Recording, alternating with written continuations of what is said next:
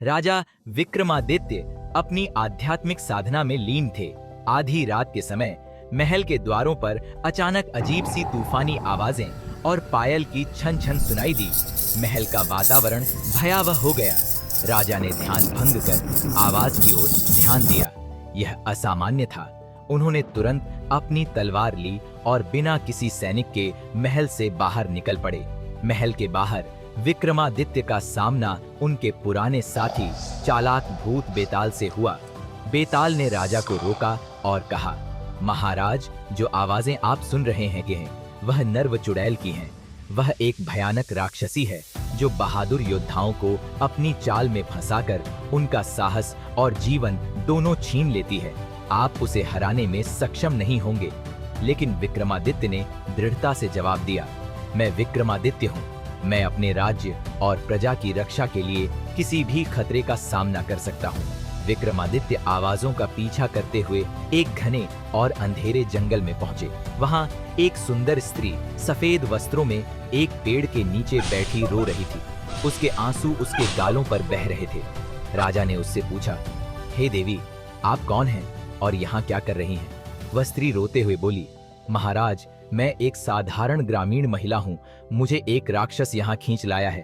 कृपया मेरी मदद करें। लेकिन बेताल ने पेड़ों के पीछे से फुसफुसाते हुए चेताया, महाराज, यह वही चुड़ैल है। इसके जाल में मत फंसो। जैसे ही विक्रमादित्य महिला के करीब गए, वह अचानक हंसने लगी। उसकी हंसी डरावनी और गूंजती हुई थी। वह धीरे धीरे एक भयानक रूप में बदल गई। लंबे नुकीले दांत, खून से लाल आंखें और लंबे पंजों वाली यह नर्व चुड़ैल थी। उसने राजा पर झपट्टा मारा और कहा, तुम भी मेरे शिकार बनोगे, बहादुर राजा। विक्रमादित्य ने तुरंत तलवार निकालकर चुड़ैल पर हमला किया, लेकिन हर वार के बाद चुड़ैल का शरीर स्वयं ही ठीक हो जाता। विक्रमादित्य थकने लगे। तभी बेताल ने उन्हें बताया, महाराज, यह चुड़ैल अमर है क्योंकि इसकी आत्मा इस जंगल के एक गुप्त गुफा में छिपी है।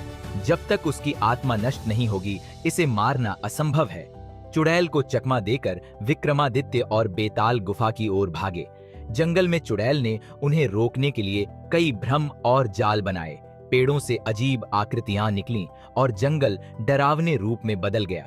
लेकिन बेताल की सूझबूझ से वे सभी भ्रमों को पार कर गुफा तक पहुंच गुफा के भीतर विक्रमादित्य ने एक चमकता हुआ कलश देखा जिसमें चुड़ैल की आत्मा बंद थी। तभी चुड़ैल वहां आ पहुंची और बोली, मुझे रोकने की कोशिश मत करो राजा, वरना तुम्हारा भी वही हाल होगा जो बाकी योद्धाओं का हुआ। विक्रमादित्य और चुड़ैल के बीच भीषण युद्ध हुआ।